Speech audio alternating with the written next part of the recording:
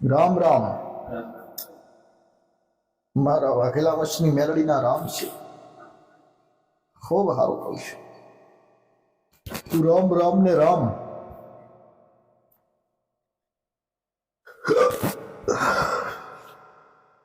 સલાહ હાલવી, શીખ હાલવી, સમજ હાલવી, કેવી સમજુ હાલવી, કેવી શીખવું હાલો. લોકોના મગજમાં એવો વ્યામ હોય તો કેવો વ્યામ દૂર કરવો કે જગત ફરશો, દુનિયા ફરશો, નિરાકરણ મળતું નહીં, મળતું મારા મેરડીના રામ.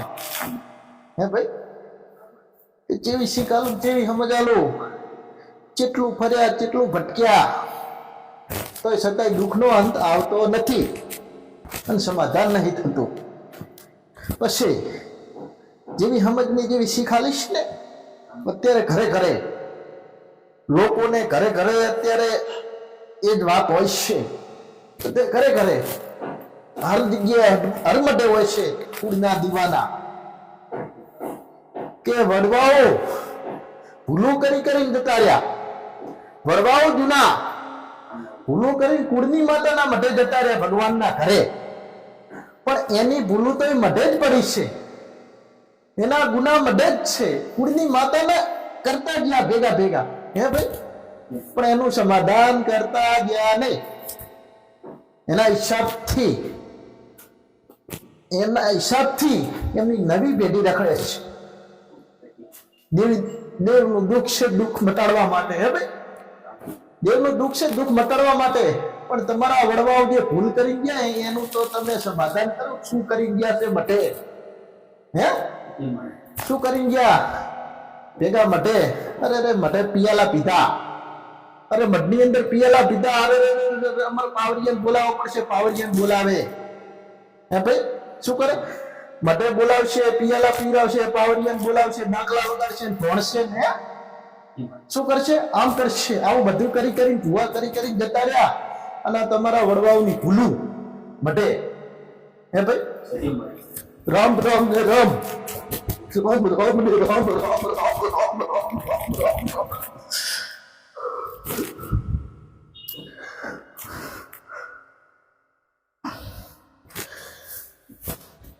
ઈ તો પાછું ભૂવા કર્યા, મલક થી બધા ભૂવા બોલાયા, રમેલું કરી, ડાકલા વગાડ્યા, માટવા રોપ્યા, ચેરડીના માટવા રોપ્યા. જબરજસ્ત આયોજન કર્યું માતાજીનું. દારૂના પિયાલા પીતા. જોવો તો ખરી. હે, અમારે તો માતાજીનો પિયાલો પીવાય અને દારૂ પીવો પડે. હે ભાઈ, મટે આવા દારૂના પિયાલા પીધા, ભેગા થયા, ડાકલા વગાડવા વાળાને બોલાવ્યા, ભેગા થયા. પણ તમે શું ગુનો કરીને જતા રહ્યા છે મટે કે તમારી પાછળની નવી પેઢી રખડે છે? સમાધાન થતું નથી, દુઃખનો અંત આવતો નથી. એવું તે તમારા કુળના દીવાના માટે શું કરી ગયા? તમારો કુળનો દીવો બોલતો નથી. હે ભાઈ, કુળનો દીવો બોલતો નહીં.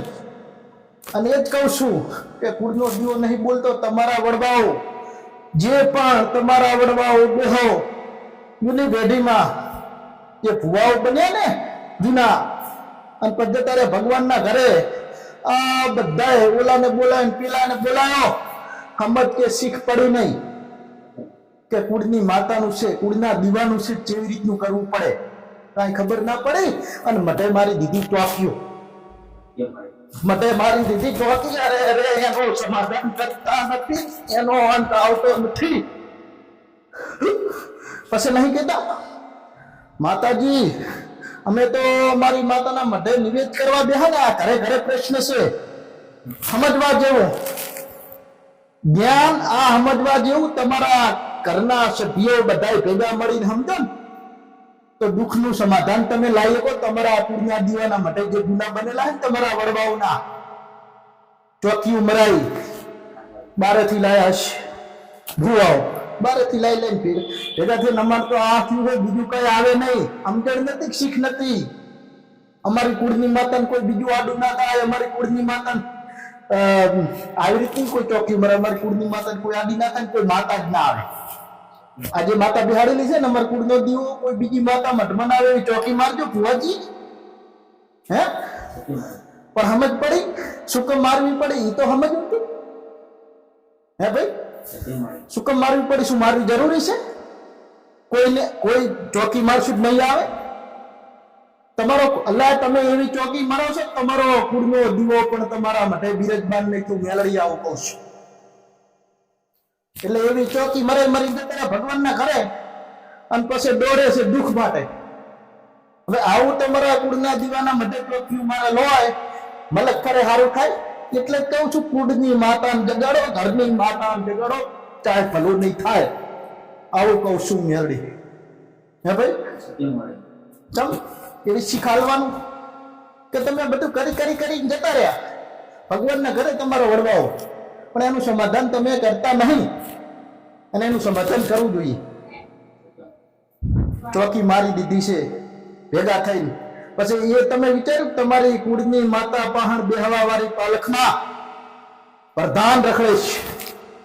હે શું પ્રધાનને નહીં આવવા દેવાનું? એવી ચોકી મરાવવાની? તમે ચોકીઓ મરાવા ગયા, તમે તો કોઈ દેવ ના આવે કરવાની જગ્યાએ કરતા ગયા અને બધું મઢની અંદર કહી ગયું. કરવા ગયા તો હરવું થઈ ગયું ઊંધું. હે ભાઈ? કેવી રીતનું ઊંધું થઈ ગયું કે અમે તો ભાઈ બેહાન ભેગા પડલીઓ ભરવા, પડલીઓ ભેગી નહીં ભરી શકતા. ઘરે પ્રશ્ન છે, અમે તો પડલીઓ ઘરે નહીં ભરી શકતા.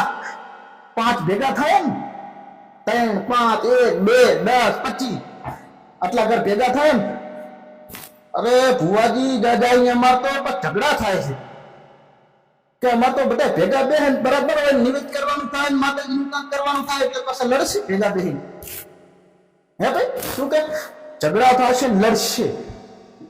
હે કોઈ દાડો વિચાર્યું તું કુળની માતાના મઢે બેહોન તમે ઝઘડા કેમ થાય છે? કોઈ ભેગા નહીં બેહી શકતા. મઢે નિવેદ કરવા ઘણી જગ્યાએ એવું હોય છે કોઈ ભેગા નહીં બેહી શકતા.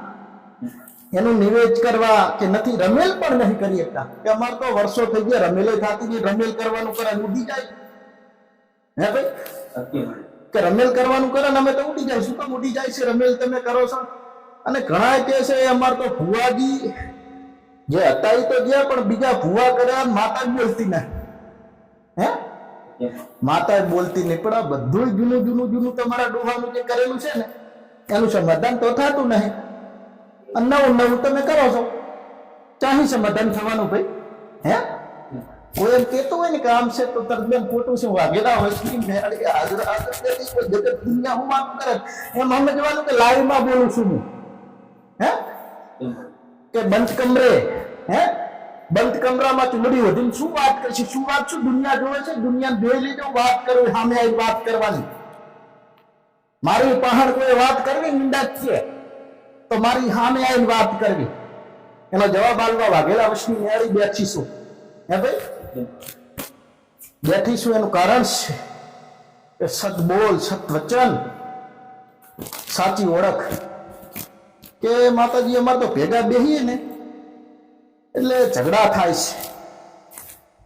મઢે નહીં બેહી શકતા, કઈ કરી નહીં શકતા, ભાઈઓ ભેગા ના બેહી શકીએ એનું કારણ મુખ્ય કે તમારા વડવાઓ જે જતા ને ચોકી મારી એનું સમાધાન ન કર્યું. શું રીતની મારી હતી ચોકી, કેમ મારી હતી એનો નિરાકરણ કર્યો નહીં, જતા રહ્યા ભગવાનના ઘરે. પછી જે ચોકી વાળું દેવ છે, ચોકી વાળા દેવને તમારી કુળની માતા ટોટલો કરે. મારી જગ્યાએ ચમ તું બેઠી છે આય એટલે ફટલીને કહેશે, એને દબાવશે તમારી કુળની માતાને કે તારો ડોહો મને બેહાડી ગયો તો મારો વ્યવહાર હાલ. હે શું કહે છે? મારો વ્યવહાર હાલ. તારો તારો વડીલ તારો ભૂવો મને બેહાડી ગયો તો ચોકી ઉપર રક્ષા કરજે, કોઈ દેવ ના આવે. અરે હું તો તને નહીં આવવા દઉં, મને તો જે કહીને જોઈ, પણ કુળની માતા પહાણ કોઈનું ના હેડે. કુળની માતા પહાણ કોઈનું ના હેડે એટલે એ તો બોલતી બંધ થશે. કુળની માતા દુઃખ તો કુળની માતા આવે, ઓલીને એમ કહી દે તું સાઈડમાં ઉભી રહી દે. હવે મારી વસ્તીના જો અંધારામાં નામ રાખું તો મારું નામ માતા ને કે એટલે કુળનો દીવો દુખાડવાનું ચાલુ કરે, બોલવાનું બંધ કરે અને ભૂએ ફેરવે, ભૂએ ફટકાવે તોય સમાધાન થાય નહીં. એટલે કહું છું જે આવું કરતા હોય ને તો પેલા ચોકી મારેલી હોય ને તેનું સમાધાન કરી જેનું દેવ હોય ને પાછું દઈ દીજો. રીત રિવાજ ન્યાયથી કેવી રીતનું દેવ દેવું હે એ દેવ એને પાછું હાજર કરી દેજો. તેનું સમાધાન દેજો ને તમારો કુળનો દીવો બોલશે.